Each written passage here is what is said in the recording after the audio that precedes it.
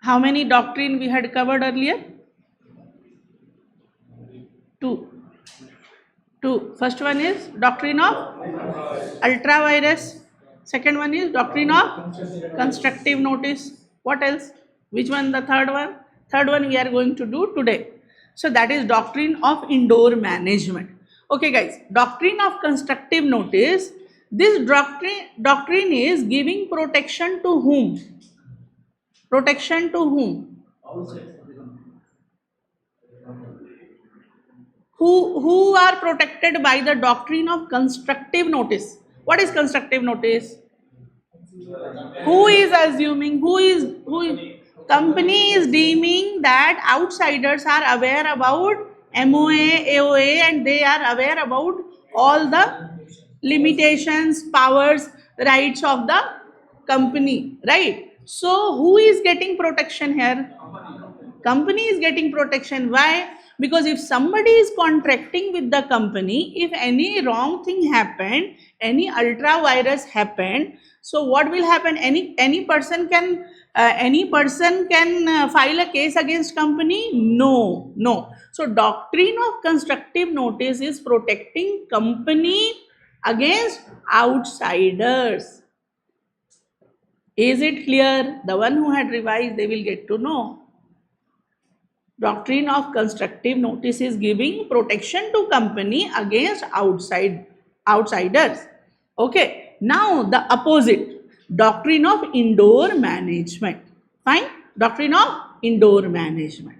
So while the doctrine of constructive notice seeks to protect the company against the outsider, the principle of indoor management operates to protect the outsider against the company. Okay. Now here who is getting protection, guys?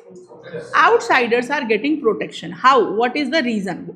Okay, let's see that. So this doctrine emphasizes on the concept that an outsider whose actions are in good faith, any outsider who is doing business, who is doing contract with the company, if that person had done in a good faith and has entered into a transaction with a company, can have presumption that there are no irregularities internally. Important, please underline these things. Whatever I had underlined, you please underline. These are called keywords, guys, and these words should be there in your exam, in your answer. Okay. So earlier company was deeming that outsiders are aware about MOA and AOA, all the powers, all the restrictions, all the limitation. Here outsiders are having the presumption, they are having the assumption that there are no irregularities internally and all the procedural requirements have been complied with by the company. Okay. Now here who is deeming, who is having presumption, guys? Who is having? Outsiders are having presumption of what? Very, very important keywords are what? No, try to understand from the beginning. You try to understand what should be there in your answer. That is the must thing. So like that things I am telling you to underline. So no irregularities internally means outsider, anybody is thinking that there will be no irregularities. Irregularities means what? What are the regular compliances? What are the regular legal formalities? Company is doing it properly. Okay. Second, all the procedural requirements have been complied. Yesterday I told you statutory provision by the statute. So all the procedural, if we have to appoint a director, if we have to remove a director, we have to appoint an auditor. So these all things procedure. If you are doing incorporation, if you are doing giving dividend, it means all the procedures are followed by the company in a proper way. Okay, guys. So outsider will assume these two things. There is no irregularities internally. Second, all the procedural requirements are complied properly. Any outsider can assume or not, because who are handling internal affairs, guys? The person inside the company, directors, employees, the any board of directors are taking decision, right? And the people CA, CS, they are doing their work properly. CS is complying all the compliances properly. So any outsider is having all the rights to know, to presume that company is doing it properly. This is called the indoor management. And who are getting protection under this? Outsiders are getting protection under this doctrine. Okay, clear? So there is one case law. Okay, one case law. So indoor management you got, on that basis there is a case law. Okay, in Royal British Bank versus Tarquand, the director of a banking company in Royal British Bank versus Tarquand, okay, the director of this Royal British Bank is a banking company, were authorized by the article to borrow on bonds such sum of money as should from time to time. Say, see, if a company is issuing the bond, guys, okay, issuing bonds. So if you will purchase the bonds, you have to give some money to that company or not? You will give some money and you will get the bonds, right? So that will be your investment. So this Tarquand had given investment, or he had given invested the money, and he got what, guys? Issuing bonds. Clear? Then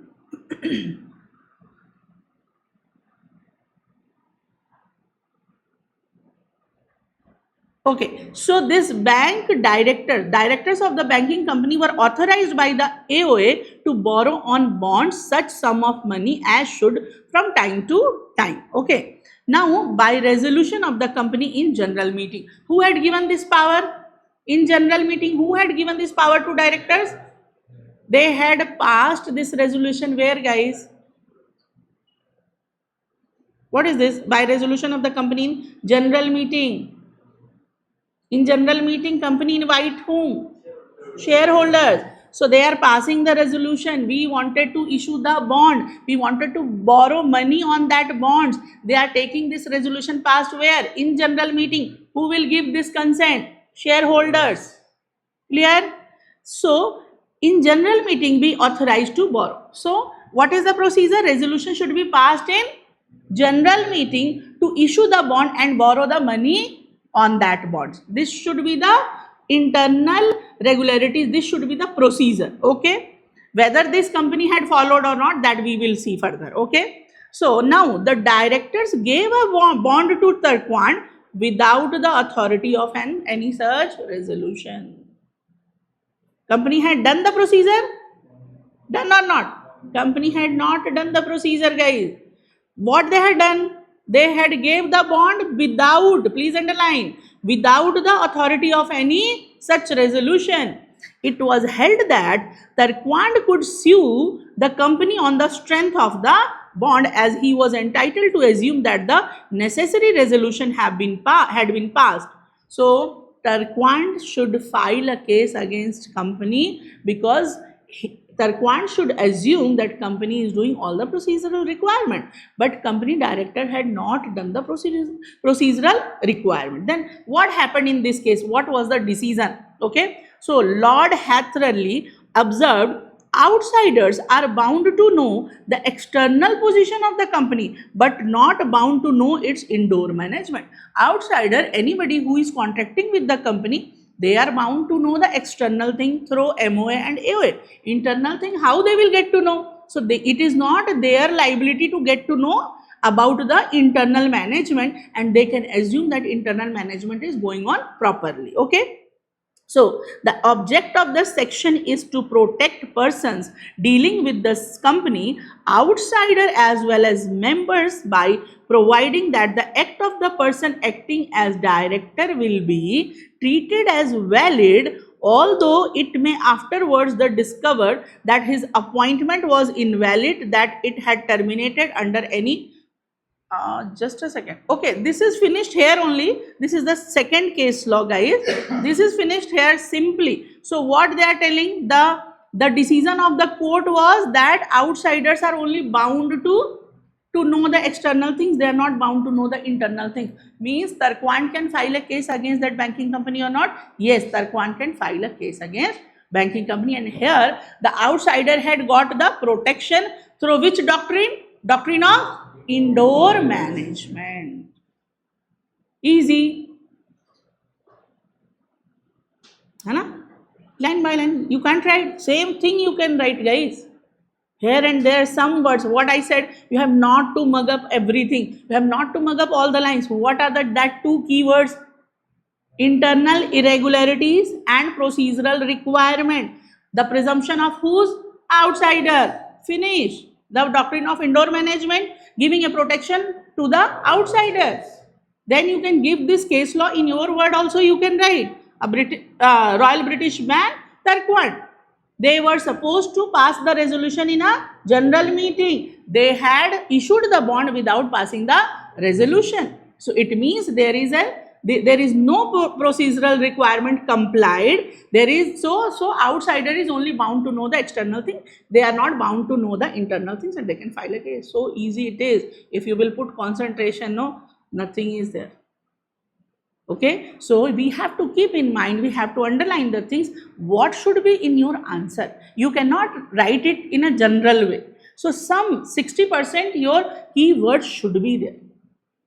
Clear? Let's move further. This is the second case, guys. Again, they had talked about some irregularities or procedural requirement. This is a different case of Ram Raghuveer Lal versus United Refineries Verma Limited. Okay. So the object of the section is to protect person dealing with the company, outsider. Object is what? To protect outsiders as well as members by providing, members are the shareholder. They are also not coming into day to day. Say suppose you are not promoter, you are not a person who is sitting in, who is participating in the company. You are a simple person who had invested in a company just for some shares. So you are also an outsider. No, you are not involving in daily to daily affair. So that's why they had said outsider as well as members by providing that the act of the person acting as director, okay, will be treated as valid, although it may afterwards be discovered that his appointment was invalid or that it had terminated under any provision of this act or the article of the company. Try to understand this. What happened here? They are telling that a director, say suppose Ram is a director in ABC company, okay, ABC Limited. So Ram had done some act. Ram had done some act, okay. Maybe that act is fraud. That act is fraud. Now they are telling this act is, Ram cannot, now later on they get to know the appointment of Ram. Say suppose Ram is a director. Now appointment of Ram, the procedural requirement were not complied. Okay, there were no compliances in the appointment of Ram.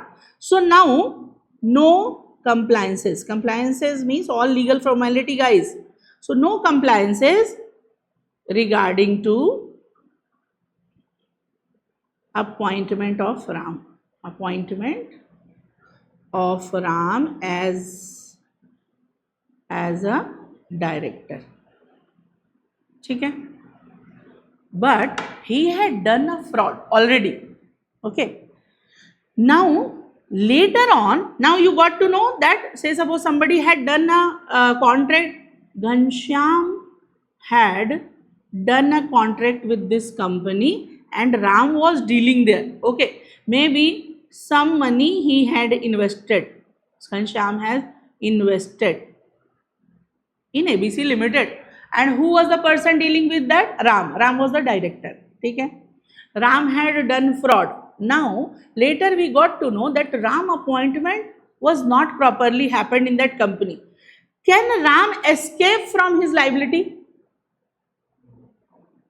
Can Ram escape from his liability? He will say, I was so not duly appointed as a director. What I had done, I am not considering it. My appointment was not proper. So whatever I had done, I am escaping from my liability. He can escape? No. because if whatever act he had done, it will be treated proper, valid, though he had done fraud or any kind of misappropriation of fund or anything he had done. So it will be later on, if we are knowing that the procedure were not complied, then also his act is valid. It will be treated that he had done that act. Now you read that paragraph, the second case law.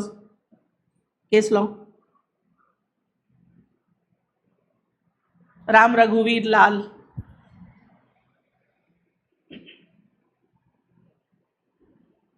The act of the person acting as a director will be treated as valid, although it may afterwards be discovered that his appointment was invalid and that it had terminated under any provision of this act. Ram was terminated by the company, guys. Ram was terminated because his appointment was not a valid act. So he was terminated under any provision of this act or the article of the company, but his act was treated as valid, and company or Ram as a director, he is responsible for whatever fraud he had done with Ghanshyam. Is it clear?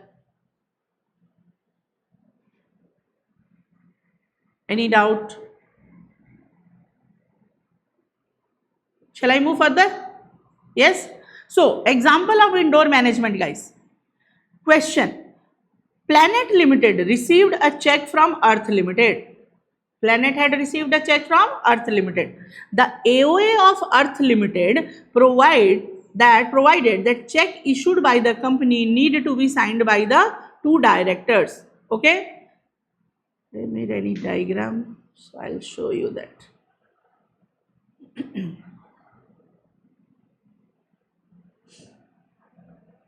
No. Okay. So here what happened? The Earth Limited, Planet Limited received a check from Earth Limited, and that check should be signed by need to be signed by two directors and countersigned by the secretary.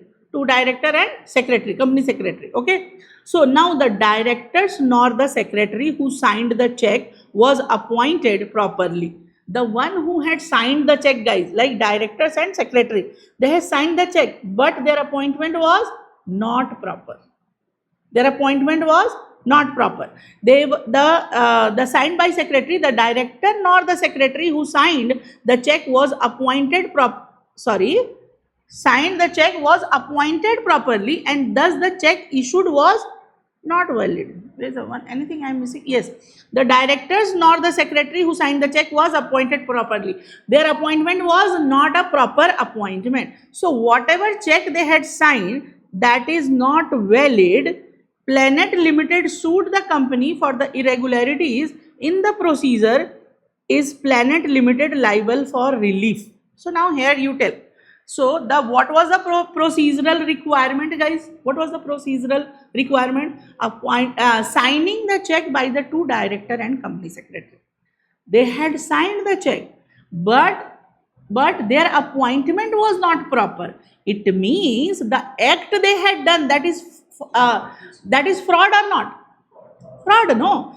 They cannot escape that our appointment was not good. We are not liable for these things. They cannot escape. So they are asking whether the Planet Limited liable for relief or not. Yes, Planet Limited liable for relief. Let's see. Planet Limited is entitled to relief and the company has to pay the amount of the check, since the appointment of director is a part of the internal management of the company and a person dealing with the company is not required to inquire about it. Indoor management is giving the protection to the outsider.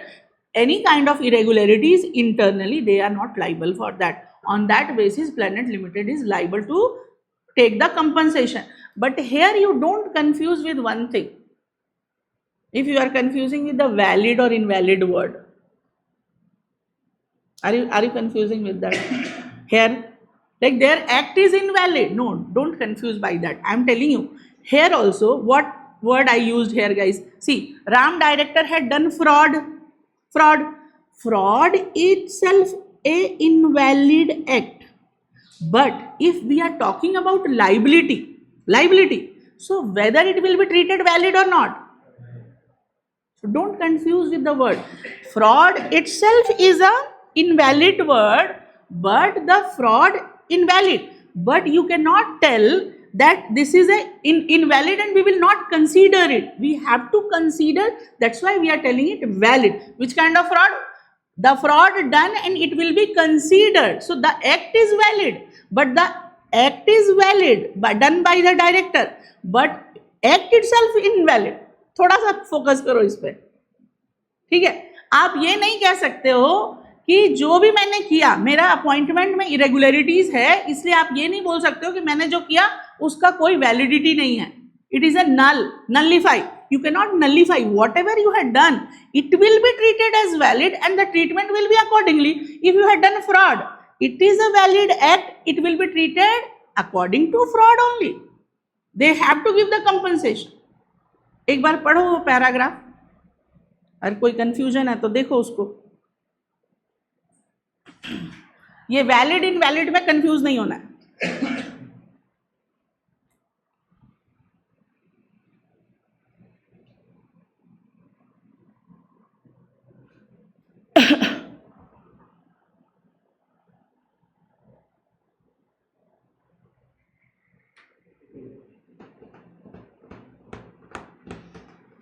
You cannot escape by telling that our appointment was wrong and this is an invalid act. We are not liable for that.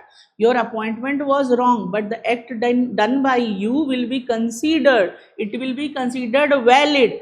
But you had done fraud, it will be treated in that way. Clear?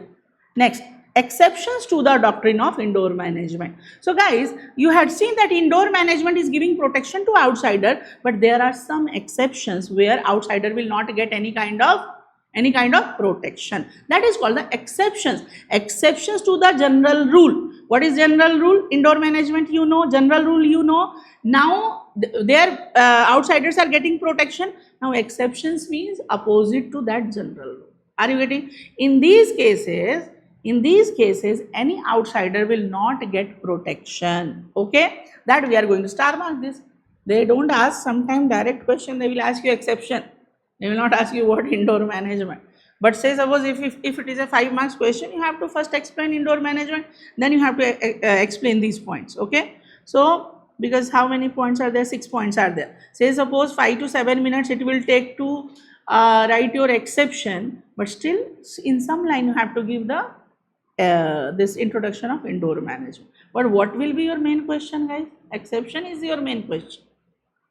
Okay. So while attempting these questions, you have to keep in mind that what they are asking exactly you have to write. If they are asking exception is the main question. Indoor management is not the main question. You should not waste your time writing indoor management 1.5 pages. No, give a brief introduction and move to the exception. To the point answer आपका होना चाहिए. ठीक है? So let's see these exceptions, guys. In these cases, relief on the ground of indoor management cannot be claimed. Please underline. By an outsider dealing with the company. So the outsider will not get the protection under this. What are that cases? Where the outsider had knowledge of irregularities. Say suppose if for a company many times there are penalties, fine and all, and that is in the market. You can check that easily. You can check. You should aware about that directors are debarred by the stock exchanges, right? They had done some fraud. So any outsider who is aware that this company always do the irregularities, after that you are going to do any business with that company, whether you will get the protection from the indoor management, doctrine of indoor management. So this is that, where the outsider had knowledge of irregularities. A person knowing fully well that the directors don't have the authority to make the transaction, but still enters into it, cannot seek protection under the rule of indoor management. So please underline this. The directors don't have authority and they cannot seek the protection. So no knowledge of MOA and AOA. The rule cannot be invoked in the favor of a person who did not consult the MOA and AOA. So any person who is going to deal with that company, they had not checked the MOA and AOA, they will not get protection under indoor management. Third, forgery. In case of forgery, it is not that there is absence of free consent, but there is no consent at all. The person whose signature have been forged is not even aware of the transaction, and the question of his consent being free or otherwise does not arise. Consequently, it is not that the title of the person is defective and there is no title at all. Are you getting anything from this? Yes? Yes, Prajwal, bolo.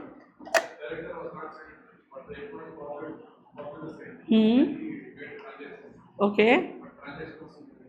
Okay. So who is liable here? Okay. Yes. Anything else you are understanding? What about this free consent and there is no consent at all, title and the defective title, no title at all? What is that?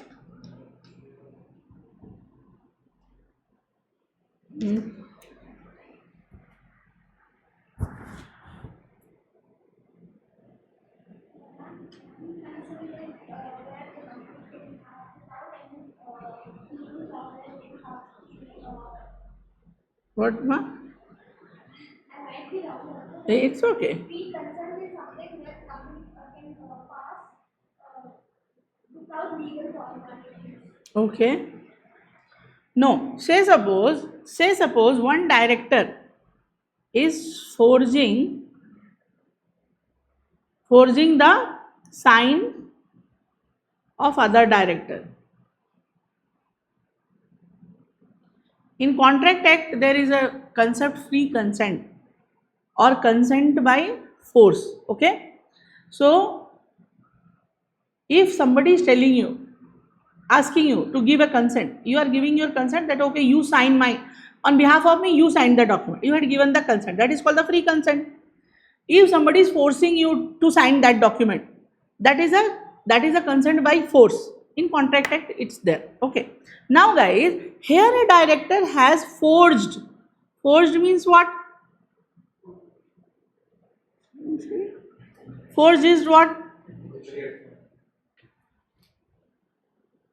Without telling to other director, he had done the forgery. Forgery is a what? It's a cheating. It's a cheating. What? Forgery is a cheating kind of thing. You are doing the duplicacy of anybody's signature. Now you tell me this director had signed the other director, forged his signature. He is not even aware about it. So he cannot say that I had given the free consent. He is nowhere in the scene. So you cannot say he had given free consent or any forced consent. When he is not at all aware that his sign is, somebody is forging his sign, he is not at all in the scene, guys. Are you getting? And so this first line is telling you, in the case of forgery, it is not that there is absence of free consent, but there is no consent at all. Now are you getting this line? Somebody had done the forgery, nobody is knowing that he is doing. So it is not at all any kind of consent because that person is not aware. Okay. Now the person whose signature have been forged is not even aware of the transaction. And the question of his consent being free or otherwise does not arise. We will not talk that it is a free consent or it is a forced consent because that person is not at all aware about it. Consequently, it is not that the title of the person is defective, but there is no title at all. Title is what, guys? If you are signing a document, so that document is having some title. Say suppose sale deed. Somebody is selling the property and you, on behalf of that, somebody had forged his sign. So later on the person will go to them and they will tell, I had purchased this property from you. That person will say, I had not signed anywhere on that sale deed. So that property title is, it is not a defective title. It is not at all a title because that person is not aware, that person had not signed. So this person will not come in scene, guys. ये किधर भी नहीं है. ये बंदा किधर भी नहीं है. So can you go to him and you will say him that you are liable for that? You cannot say that. Did you get these terms now? What they wanted to tell? So in the case of forgery, now here what happened? I think one case law is there. Let's discuss this case law so it will be more clear. Here only it's Butterfly, same there only. Butterfly Limited. चलो case law देखते हैं. Butterfly Limited receives a share certificate of Flower Limited. Okay, Butterfly Limited had received a share certificate of Flower Limited issued under the seal of the company. The CS issues the certificate after affixing the seal and forging the signature of two directors. CS had done the forgery of two director signature. Butterfly Limited files a lawsuit. Now there should be sign of two director and company secretary. Company secretary had signed and he had forged the sign of the two directors. Whether this share certificate is valid? No, it is a forged document. Okay. Now Butterfly Limited files a lawsuit claiming that the forging of signature is a part of internal management of the company. Is the claim by Butterfly Limited valid and is liable to get the relief or not? Whether liable? No. The exception of forgery. Forgery, there is no share certificate. The share certificate is not having any kind of title, because in the case of forgery, outsider will not get the protection. It means what was the duty of that person? They should check it properly whether these signed are authentic or not. Are you getting? Means outsider have to check that signature whether it is authentic or not. In the case of forgery, that other person is not liable, not at all. So that title of share certificate is not at all a title. Okay. So here the answer is, according to the exception to the doctrine of indoor management, a transaction involving a forgery is null and void. There is no effect. Null means what? It is having no effect and it is an invalid. So a title. Since the document issued to Butterfly Limited is null and void, the claim made by him is not valid. Thus he is not entitled to any kind of relief. Now here see guys, you should, now that's why you have to keep all the things registered in your mind in separately. What you can say here? You will say that this is the internal irregularities. Can you say internal irregularities? No, it is a case of forging, and forging is coming in the exception where the outsider will not get the protection. Okay, clear hai? The next is negligence, guys. Negligence is what? Careless. Carelessly somebody had entered into a transaction with that company. So the doctrine of indoor management in no way rewards those who behave negligently. Thus, where an officer of a company does something which shall not ordinarily be within his powers, the person dealing with him must make proper enquiries and satisfy himself as to officer's authority. If he fails to make an enquiry, he is stopped from relying on the rule. So here the person who was dealing with the company and or any director, he had not inquired anything regarding that director, and if any wrong happened with that person, he cannot get the protection. Okay, why he will not get the protection? Because he was negligent about this transaction. He had not taken care, he had not made the inquiry whether this director is having some power to do this act or not. Okay, next is agency. The doctrine of indoor management does not apply where the question is in regard to the very existence of agency. What is the meaning of existence of agency, guys? Principal and agent relationship. Principal and agent relationship, everybody knows that. Principal and agent, what is this relationship? Where agent is doing whatever the principal is saying. Okay, so if any wrong happened, who is liable here? Principal is liable, agent is not liable. But this kind of protection you will not get in indoor managed. Okay, so agency is also the exception. Ultra Vires Act. The act done is not merely ultra vires the director officer, but ultra vires to company itself. There is no protection. Means we had seen ultra vires to MOA, ultra vires to company. We cannot ratify that act and outsider cannot file a case against the company because that is totally an invalid act. But ultra virus to AOA, it can be ratified in general meeting by the shareholder. Okay, so these are the all three doctrine we had covered here. Now one more is their doctrine of alter ego.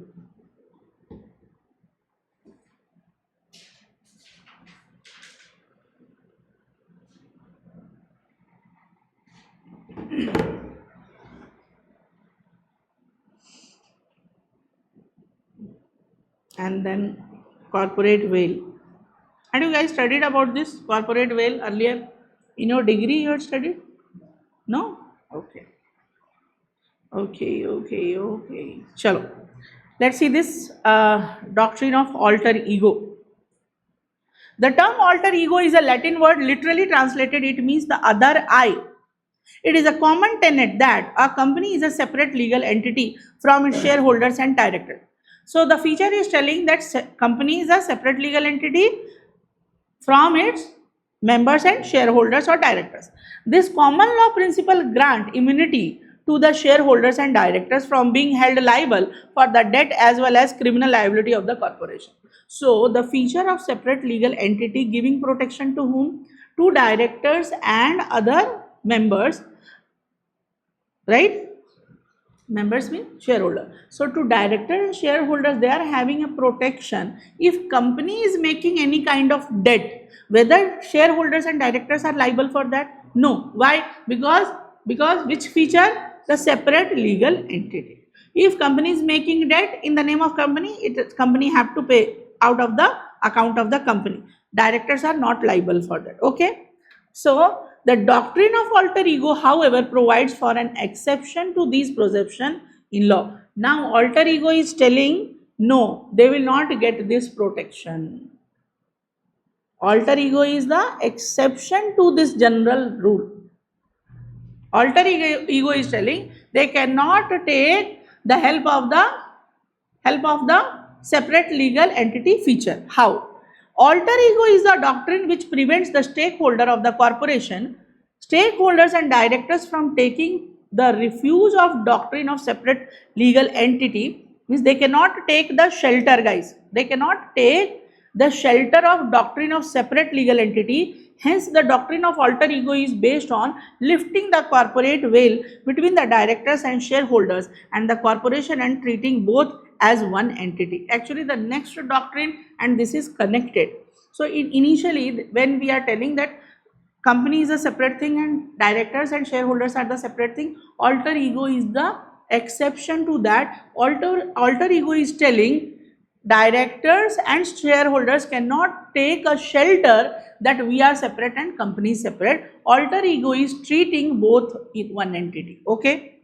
Then the doctrine of alter ego is based on the assumption that the company as well as the shareholder and the managing director are the alter egos of each other. They are the other I.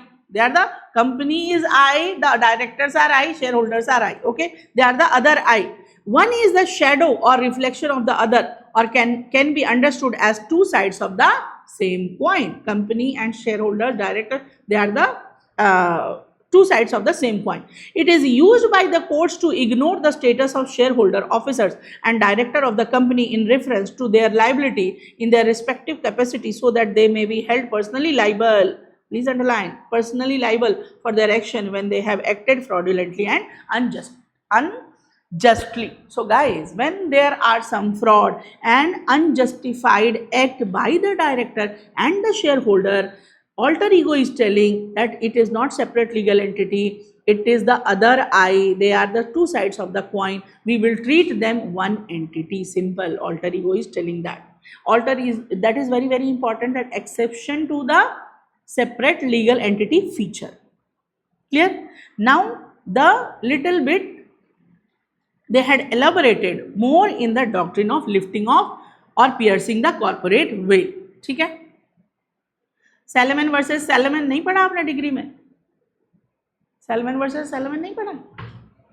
Degree में तो है वो. So guys, here what we are telling that company. Lifting of corporate veil, and what is the corporate veil? Try to understand that. Okay. Company is a separate legal entity than the directors, shareholders, or members. Okay.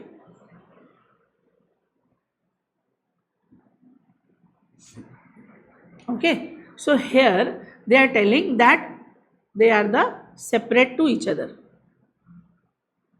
Now tell me, company is an artificial person, and these people are the natural person. Company is an artificial person but run by the natural person. Run by the natural person. Okay. Now any fraud happened, so they will say that company had done it, we had not done. But actually it is done by these people only. Companies, so they will not go, company will not go and sign, no. So company can also do that. But what was happening, because of the separate legal entity, the directors and shareholders, they were doing the fraud in the name of the company, and they were taking the shelter. That shelter was calling the veil, corporate veil. Corporate veil or shield. Shield is what? Kavach. Kavacha बोलते हैं ना, कन्नड़ा में क्या बोलते हैं? कवच. So they were telling they were doing fraud behind that kavacha. They were doing the fraud and they were blaming the company. Company had done. We are not liable. We are not liable. So these things happened in many cases. After that, the concept came to lifting the corporate veil. Did you get this? First of all, you got the corporate veil or shield or not, guys? Because of this, which feature? Focus. Because of which feature? Separate legal entity. You cannot do any kind of fraud and you will say that company had done, we had not done this. So like that it was happening earlier. In the name of company, they were doing the fraud and they were escaping from the liability. They were winding up the company. उसके बाद क्या ही कर लोगे तुम? चलेगा, case चलेगा. But director was escaping. So there is a corporate veil, that kavach, that shield. They were taking protection. So that is the corporate veil, first of all. Then what happened? Court started lifting that corporate veil and they wanted to see who are behind this shield. Who are doing these things, and they are telling that company had done. Clear? Hai? So that is called the lifting of corporate veil. Okay?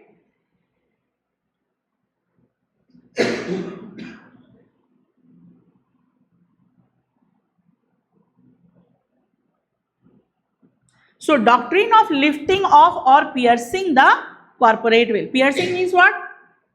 In that shield, in that veil, they are piercing. They are making a piercing of ears, you know. So they are making a hole. They are seeing that who are the behind this shield or corporate veil, who are working behind that. So let's see. The corporate personality of a company is a statutory privilege.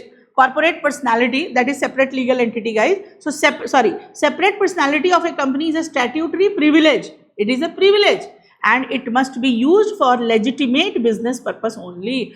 So the director should take the help of this separate legal feature for the good things, not for the fraud. Okay. Where a fraudulent and dishonest use is made of the legal entity, the individual concerned will not be allowed to take shelter behind the legal entity. Did you get this line? All line, guys. Separate personality is a statutory privilege for the directors and shareholders. They are taking the benefit. If company had done any kind of fraud and debt, they will not personally liable. So, but they should use it for the legitimate business purpose. They should use for the legal, lawful purposes. They should not use it for the fraudulent and dishonest. If they are doing fraudulent and dishonest thing, then individual concerned will not be allowed to take shelter behind the corporate personality. They cannot hide themselves behind that veil. The court will break through the corporate shell. Court will break that shell and apply the principle of doctrine of what is called lifting off or piercing the corporate veil. Who will enter then? Court will enter and court will check in the fraud cases. Not in every Not in every act court will interfere, guys. There are some cases I'll discuss further. In that cases, court will interfere and check whether these people are doing wrong or company had done wrong. Okay, so then the court will break through the corporate shell and apply the principle doctrine of what is called the lifting or piercing the corporate veil. The court will look behind the corporate entity and take action though no entity separate from the member existed, and make the members or the controlling person, please underline controlling is a right word, the one who are controlling the company, they are liable for the debt and obligation of the company. However, the shareholders cannot ask for the lifting of the corporate veil for their purposes. This is a separate line. First you understood this, that who will interfere? The court will interfere and check who are taking the shelter. Second thing, corporate veil will not be lifted in all the cases. Whatever director had done, you will bring to court and you will say check it whether they had done wrong. There are some cases where the court have to interfere, and shareholder for their own, the shareholder, some people who are outside the company, they had taken the shares of the company just to check their things, they cannot ask for the lifting of the veil for their purpose. Shareholder cannot demand for the lifting of the corporate veil for their purpose, but for the name of the company, if there is some fraud and their purpose, like their benefit also hampered, definitely they can file a case against the company or against the directors. Okay, so lifting of corporate veil under judicial interpretation. In what cases they are lifting the corporate veil? These are the cases. So Guilford Motor versus Horn, where the corporate veil has been used for the commission of, so what, why it was happened? There was a commission of fraud or improper conduct. They had taken the help of that shield for what? For doing the fraud and improper conduct. So where the corporate veil has been used for commission of fraud and improper conduct, court have lifted the veil and looked at the realities of the situation. A former employee of the company made a covenant is the contract, not to solicit its customer. So what happened in this case, guys? A former employee had made a contract that we will not solicit what? Any litigation. Solicit is what? Any litigation we will not do against our customer. Okay. One employee had made a contract that they will not do any kind of litigation against the customer, and later he formed a company which undertook solicitation. Here what happened? ABC Limited and PQR Limited. Now what happened here, guys? This company employee said he had made a contract that they will never file a case against, or they will not do any kind of litigation against whom? Against customer. Okay, but later on what they had done? They had started a company for the solicitation. It means what? He formed a company which undertook solicitation. They were doing the litigation, they will file the case again. So the company was restrained by the court. It means they had made a contract, they said we will not file any case against customer, and again they are making a company to start the litigation. It means it is contradictory or not? It is contradictory. It means they had started this company for the improper conduct and for the fraud. In this case, what will happen? Court will interfere and they will lift the corporate veil. Who are these people who are doing in the name of company? So PQR Limited, they are taking a shelter. Like in ABC, they said we will not file a case. For filing the case and starting the litigation, they had started a new company. So behind this PQR Limited, who are these people who are doing the fraud? So in these cases, court had lifted the corporate veil, PQR Limited, that who are doing the solicitation. So these are the same person who are there in the ABC Limited. Doubt hai?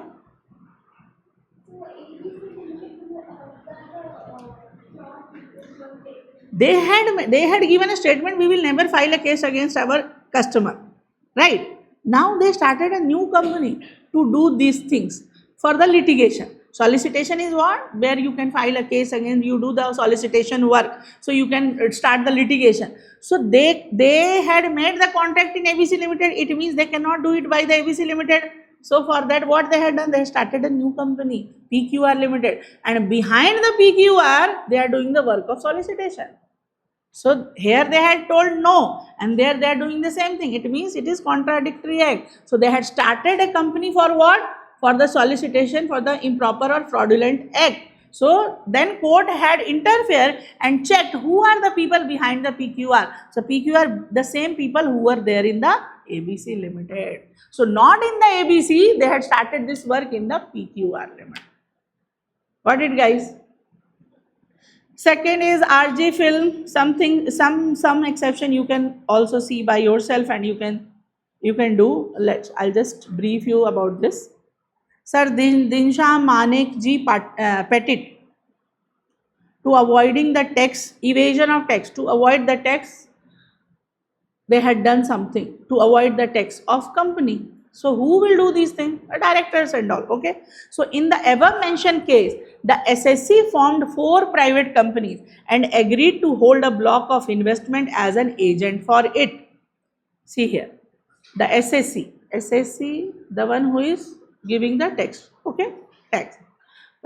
He made a private company. How many private company? 1, 2, 3, 4. Block of investment. So what he had done, this, for this investment, he was the agent. That person was the agent, and he started 4 company. Okay. Now, the dividend and interest income received on such investment was further given to Sir Dinshas as a pre-handed loan. Now guys, here, see here, he had invested in these company, he is having shares. Now on that shares, what he will get? He will get some dividend, he will get some interest money. Okay. So this SSC had invested in these company a block of investment. He had put money in this company, and he was getting what? Dividend and interest. He was getting profit. He should pay taxes on this profit or not? He should pay. But to avoid the taxes, what he was doing? He was passing these dividend and interest to Sir Dinshaw Manek ji. Sir Dinshaw Manek ji. And that is in what way he had given? It is a pre-handed loan. It means it is pre-approved loan. So these dividend and interest he was giving to whom? Pre-handed or approved loan to. So he was transferring his profit to the other place in the name of loan. To avoid what? To avoid the taxes. Yeah. So he started 4 private company. He is having block of investment. He is agent for that. He is getting dividend and interest, and he is diverting that dividend and interest to the Sir Dinshaw for what? For the pre-handed or approved loan, and he is avoiding the taxes. So this is, in this case, court will interfere and they will check who are the person who are doing these things to avoid the taxes. Okay. Next is what? The workman employed in Association Rubber Industries Limited, Bhavnagar versus the Association Rubber Industries Limited, Bhavnagar. Avoidance of welfare legislation, guys. In this, what happened, you know? In this case, the principal company was liable to pay bonus to its employee. There is a company, they have to pay the bonus to its employee, but they don't want to. That is a welfare legislation, okay? But they don't want to pay the bonus. So what they had done? What fraud they had done? As a percentage of its gross profit. How much gross profit they got, they have to pay bonus out of that gross profit under the Bonus Act and any other applicable law. In order to reduce its liability, the principal company formed a new company. Okay, what they had done? They are doing business, they are getting gross profit out of that. What they have to do? They have to pay the bonus. But they don't want to pay bonus, so they opened a new company. Okay? So they formed a new company which has no business, no income of its own. That company is not doing any kind of business. That company is not having any income. So from where that company is getting income? So from this company, they are diverting the money to the other company, except receiving dividend from the share transferred to it by the principal company. So, should I made this?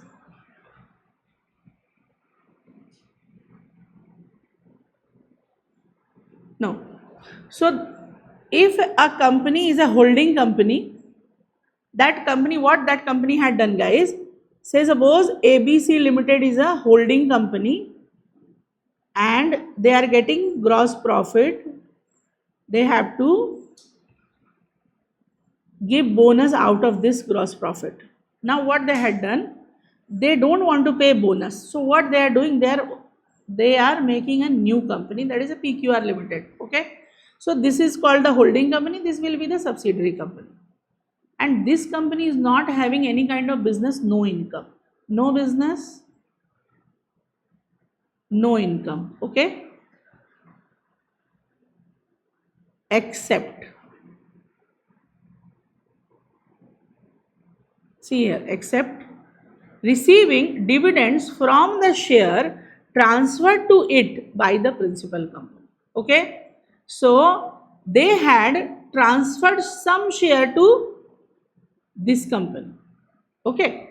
And they are having some share in this. Say suppose it is a holding company. Say suppose 55% shares they had kept in the subsidiary company. Now this company will get a dividend or not? This company will get a dividend or not on the share? So they will get the dividend. This is the income. Who is so this gross profit they are transferring as a dividend to this subsidiary, and in ABC Limited there will be less profit, then they cannot pay to the bonus. To not give the bonus, they started a new company which is not having any kind of business and income. They had kept some share and they are giving the dividend, and this company, they are transferring this profit in the name of dividend to the subsidiary PQR Limited. Did you get? To hide their profit so that they have not to pay the bonus. Okay? So this was the purpose of this company. The Supreme Court held that the new company was formed to reduce the gross profit, thereby reduce the amount to be paid by the bonus to the workmen. So they wanted to reduce their gross profit so that they cannot pay the bonus to the workmen. Okay, so these all are the fraud cases where court will interfere and they will check that what this company, who are the person behind this company who are doing. Company itself put this kind of mind? No. These mind who are playing, the directors or any employee, they can do this, any professional. So that's why in these cases Supreme Court or court will interfere. Okay. Now further check in your scanner if this case is there. I want you to read, and you read and check it in the scanner if it is there, how to present it. Okay. This case I will discuss it tomorrow if you are not able to get it, or you should know the presentation also. This is your homework, this one. Okay, this one, Vodafone, interesting hai. Here this is also a case about the tax evasion. There is no tax liability, just thoda sa tricky hai. Try your own with your own knowledge what you had got in the class. Okay, okay. Okay, this is the last paragraph, then we will take a small break.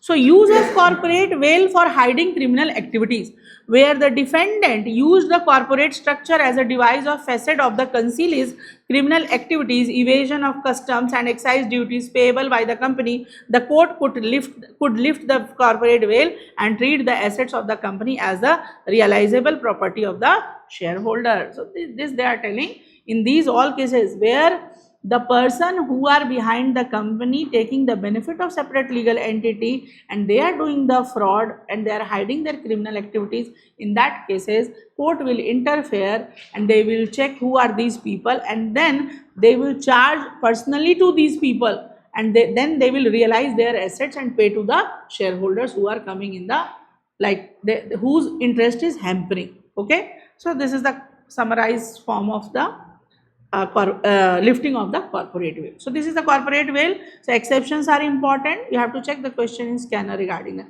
We will take the questions also. Okay. Take a break and then we will move to the second part, e-governance and MCA. It is very easy. Just we have to read it very fast and we have to finish. Nothing is there. We have to see this is the procedure and what is the system there. MCA, ROC, we have to understand. what are the front office, back office, and then we will finish it. Okay, take a break. Can you please close?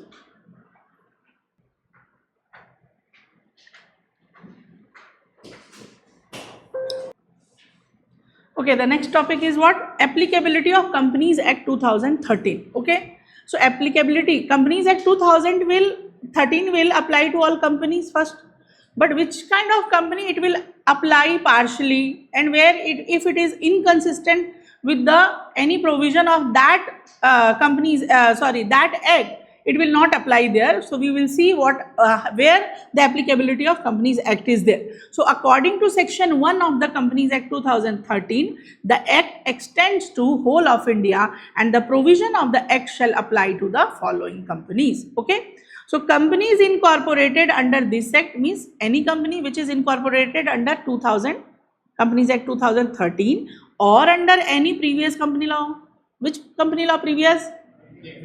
1956. Okay, now insurance companies, it will apply to insurance company also, except insofar as the said provision are inconsistent with the provision of the Insurance Act or Insurance Regulatory and Development IRDA Act 1999. So Companies Act will apply to insurance companies also, but insurance companies are having their own act. Okay, they are having their own act. Now Companies Act provisions will apply to insurance company, but where the Companies Act is saying something else and Insurance Act is saying something else, that is called the inconsistency. So where the provision are inconsistent, guys, now tell me what will apply there? Companies Act will apply? No, they are having their own act. So Insurance Act will prevail. Okay, so Companies Act will apply to insurance company except where the provisions are inconsistent, there it will not apply. Simple. Further also it's the same thing. Banking companies, it will apply to banking company except insofar as said provision are inconsistent with the provision of the Banking Regulation Act 1949. It will apply, but where it will not apply? Where it is inconsistent to the Banking Regulation Act. Okay.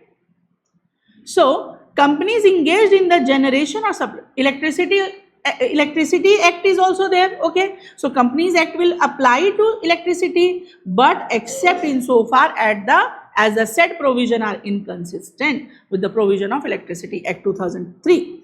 Any other company governed by any special, if any special acts are there, Companies Act will apply to that also for the time being in force, except insofar the said provision are inconsistent with the provision of such special act. Okay, and such body corporate incorporated by any act, for the any body corporate it will apply which is incorporated by any act for the time being in force as the central government by notification. If central government by notification is telling that Companies Act will apply to these company, there also it will apply. Specify in this behalf subject to such exceptions, modification and adaptation.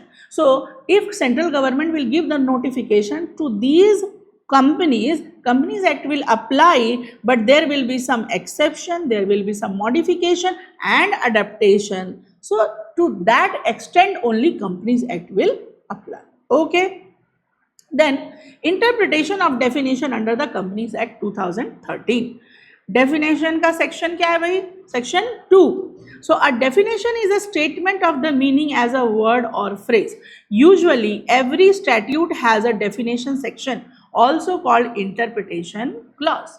Definition section. Your definition is telling about something, that what will be there in this definition, what things you have to understand, what you have to interpret. Interpret is what? You will understand the meaning, exact meaning. You will record that, like exact intention and letter, everything you, letter and spirit, you will understand the interpretation. We had talked about this. Interpretation of law is what? You have to understand the meaning, what the law is written and what the law is wanted to tell, what is the intention of the law, the both thing. Okay, so a definition is a statement of word or phrase. Usually every statute has a definition section that is called the interpretation clause, which provides definition of various words and phrases used in statute. Section 2 of the Companies Act definition. To define. To define means what? The act of making something definite, distinct or clear.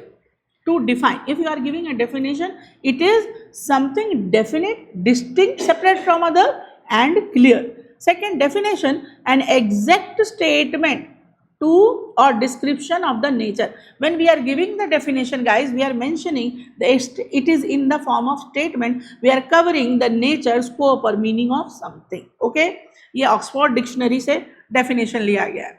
In relation to statute, statute is what? Written law. Statute is what? Written law.